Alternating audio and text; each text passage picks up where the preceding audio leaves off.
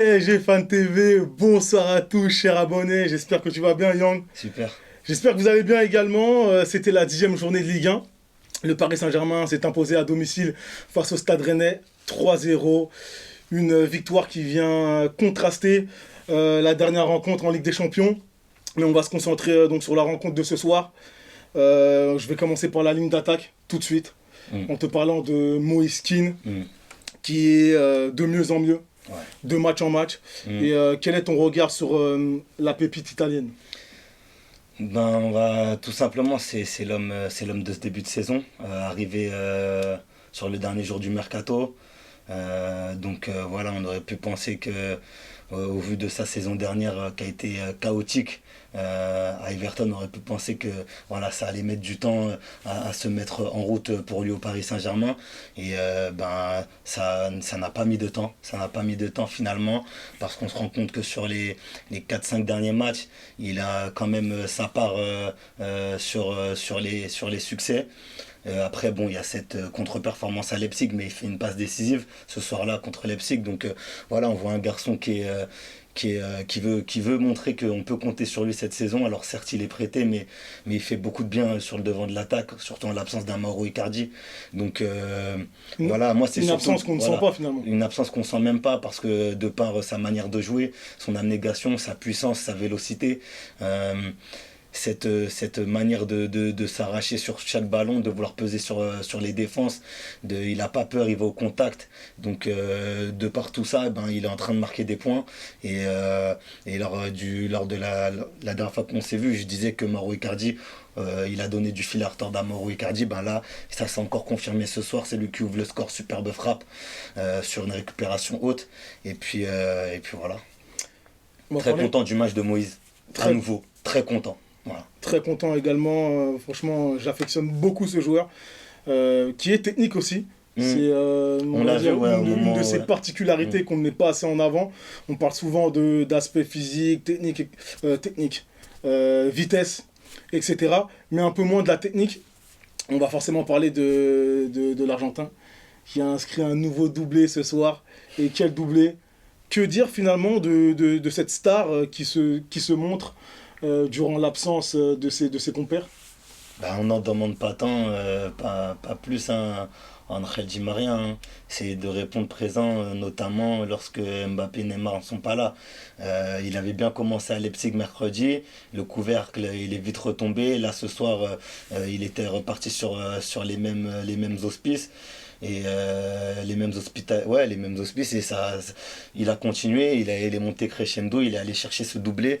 Donc ouais, ce soir il a été bon, mais j'ai pas non plus envie d'être trop dur avec lui, mais j'aurais aimé qu'il soit bon comme ça mercredi dernier, tu vois.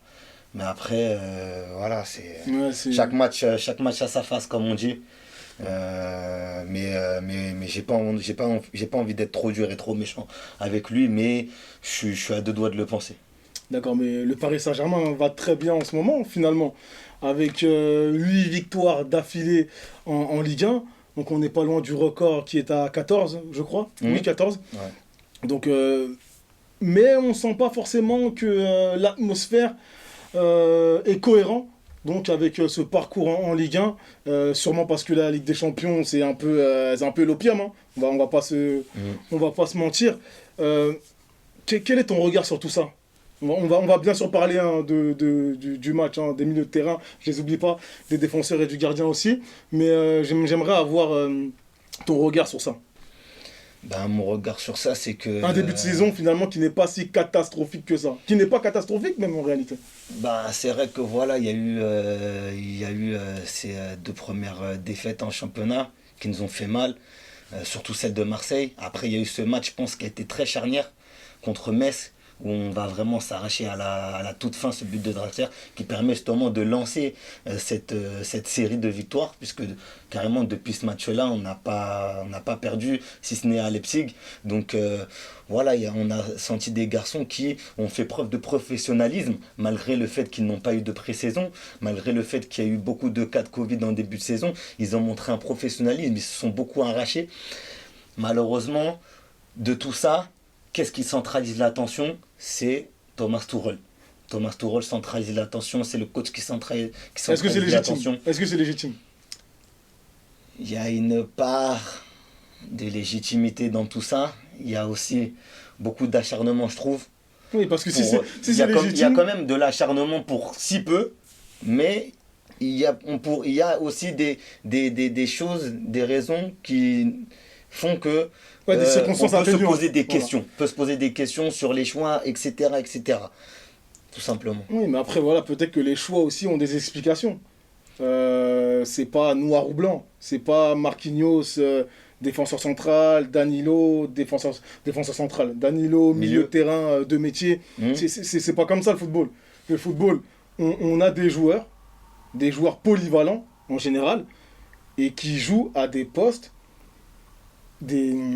comment dire, qui jouent déjà dans un premier temps là où l'entraîneur a besoin d'eux, mais surtout qui jouent à des postes qui permettront d'équilibrer en fait l'équipe. Ce que je veux dire, c'est que on n'a pas attendu que Marquinhos arrive au Paris Saint-Germain pour savoir qu'il était milieu de terrain. Mm. On savait bien avant. Maintenant, si le Paris Saint-Germain a besoin à un moment donné qu'un Danilo dépanne en défense centrale, bah, il va dépanner. C'est pas, on va dire, ce fait-là qui va forcément expliquer une contre-performance ou pas.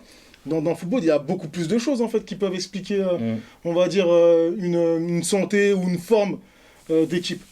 Ouais. Donc voilà, j'essentialiserai pas tout en fait sur ces deux joueurs ou sur des postes ou pas, etc.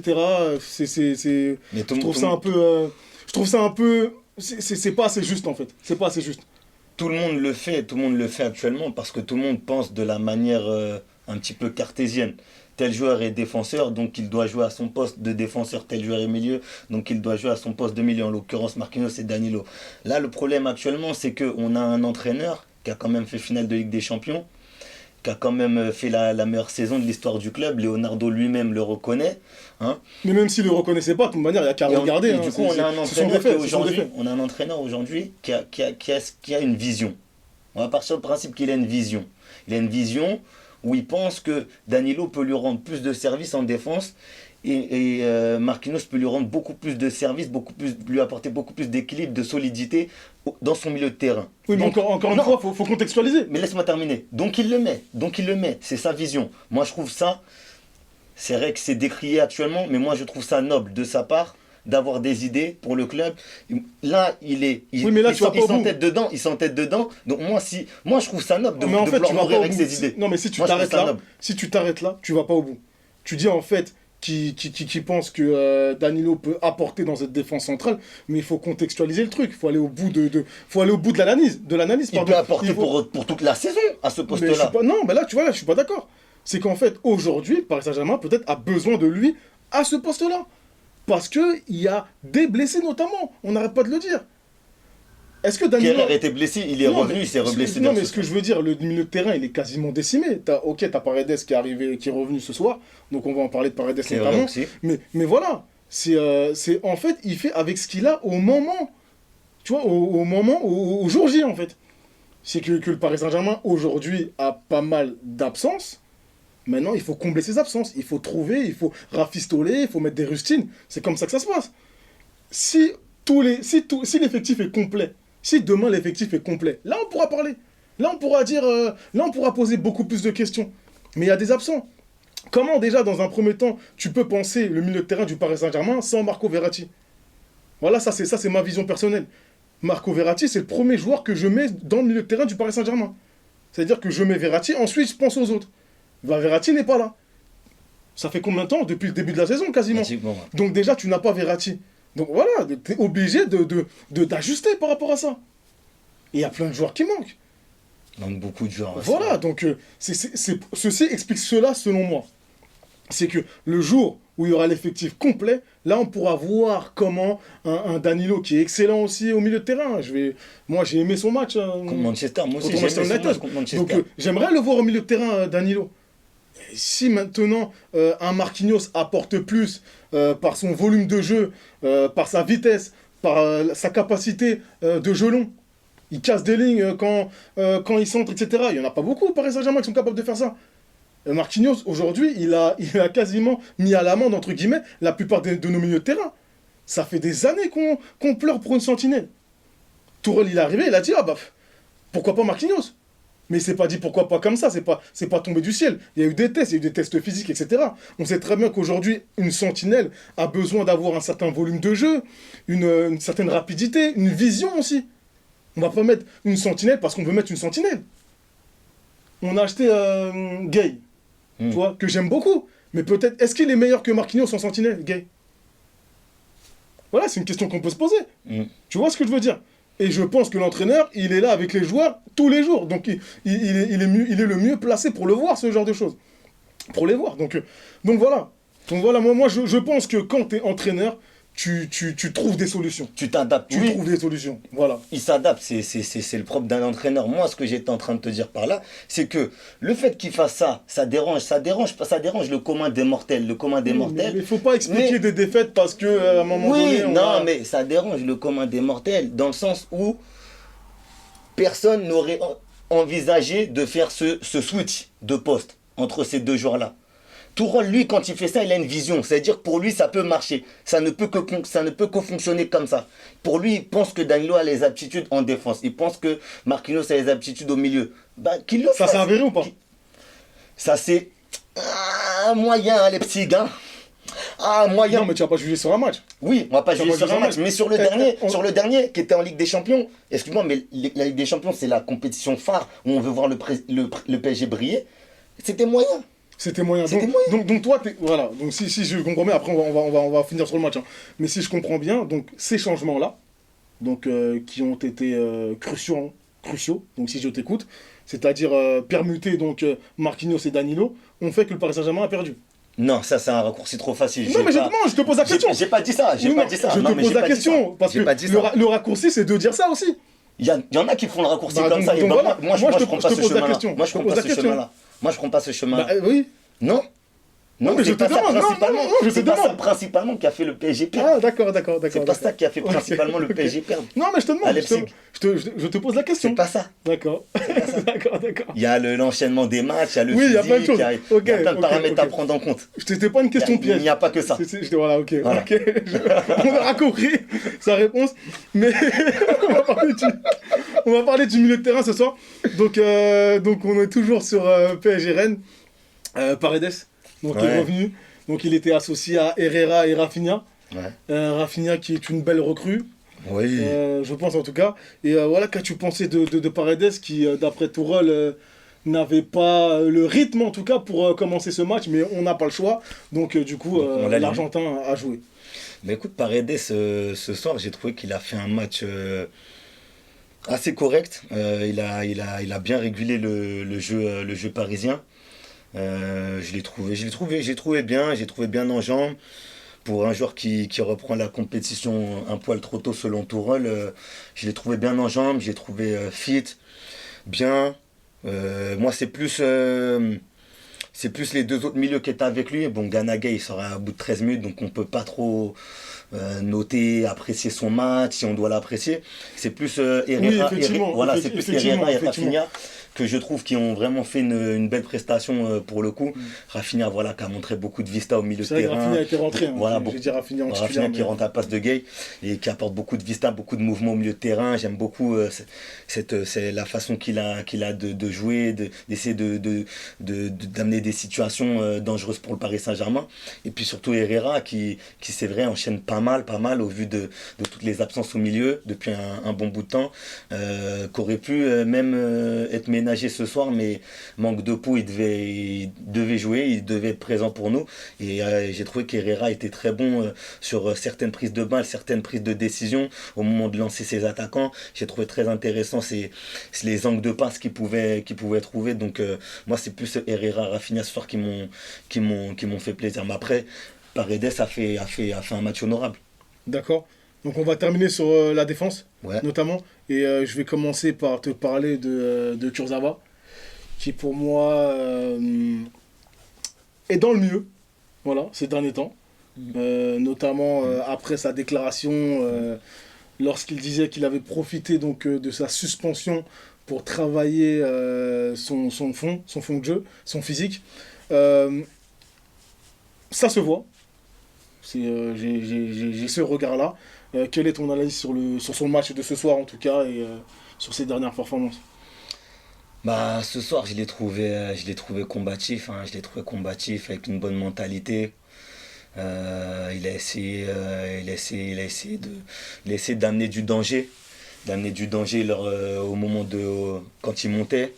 Après son couloir, il l'a assez bien tenu. C'est vrai qu'il a cette mauvaise réputation de mal tenir son couloir. Moi je trouve que ce soir il a été bon. En plus il a basculé côté droit en cours de match. Pas oublier qu'il avait commencé à gauche. Puis il y a eu la blessure de Kerrer à la 35e qui a fait qu'il a dû basculer à droite. Et même quand il a basculé à droite, je l'ai trouvé très bon. Je l'ai trouvé très bon. Peut-être il y en a ils vont dire que c'est abusé, mais voilà, en tout cas c'était pas ridicule ce qu'il a proposé. C'était cohérent. Avec ce qu'on attendait. Il ne faut pas oublier que quand un gaucher passe à droite, il y a toujours un brin de difficulté quand même parce qu'il n'est pas sur son bon pied. Donc moi je trouve que voilà, Kurzawa, il fait des matchs, honorables. Lui aussi il fait des matchs honorables. C'est pas un truc à nous faire grimper au plafond, mais ça passe. Je me rappelle qu'à Başakşehir, il était pas mal. À Leipzig, c'est pas le plus nul sur le terrain. Là ce soir pareil, c'est pas le plus nul sur le terrain, donc voilà quoi. Moi sur ce match, il n'y a pas trop d'enseignements à tirer de ce match. On renoue avec la victoire, c'était important. On consolide un peu la première place en championnat. Moi ce soir, il n'y a pas trop d'enseignements, mais je vois quand même qu'on a Bakker et Dagba qui sont pas trop dans le juice. Il marque pas tellement de points. Ouais, ça marque pas trop de points. Dagba il rentre à la place de Florenzi à la mi-temps, je vois rien. Je vois rien. Bakker, on joue à répétition sur lui. Des transversales de Marquinhos, etc. Ça rate les contrôles. Mon gars, on est au Paris Saint-Germain, il y a des objectifs affichés en début de saison. Mettez-vous au diapason. Sinon on va vous prêter. Donc voilà, Mais c'est clair que. Après, c'est ce que disait Tourelle en interview, notamment. Il disait que aujourd'hui, tout le monde doit se battre pour sa place. Ah oui. Et je pense que ces jeunes-là, voilà, ils ont besoin d'un peu plus de confiance. Parce qu'on voit qu'ils arrivent à certaines choses parfois. Je parle de Bakker, je parle de Dagba également. Je trouve que ce sont des joueurs intéressants. Mais c'est vrai qu'il faut qu'ils prennent en confiance. Et qu'à un moment donné, il faut qu'ils se mettent au diapason. Ils montrent qu'ils ont leur place. Voilà, faut un peu plus de faut être timide, faut pas être timide. Voilà, faut arrêter de faire le timide. Faut pas faire timide, hein. On va finir sur ça. Ouais. Ta phrase un peu, un peu connotée. Bon, en tout cas, on espère que ce contenu vous aura plu. Partagez la vidéo si vous avez aimé, mettez le like comme d'habitude, suivez-nous sur les réseaux sociaux, Twitter et Instagram. On vous dit à très bientôt sur PSG Fan TV.